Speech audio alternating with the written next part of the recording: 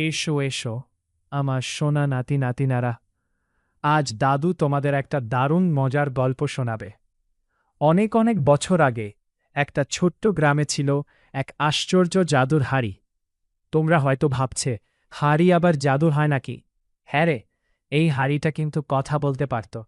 প্রতিদিন সকালে সে জোরে বলতো, আমার খুব খিদে পেয়েছে, আমাকে সবজি খাওয়াও।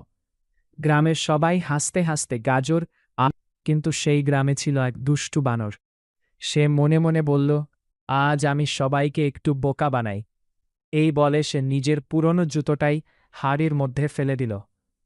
হাড়িটা একদম চুপ হয়ে গেল। তারপর হঠাৎ ধাম, পট, পুফ, স্যুপ বেরোনোর বদলে আকাশে উড়তে লাগল শত শত রঙিন মোজা।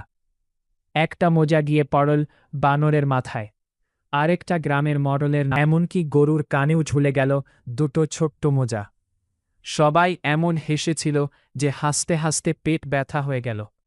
তখন জাদুর হাড়িটা হেসে বলল, যেমন জিনিস দেবে তেমনই মজার চমক পাবে।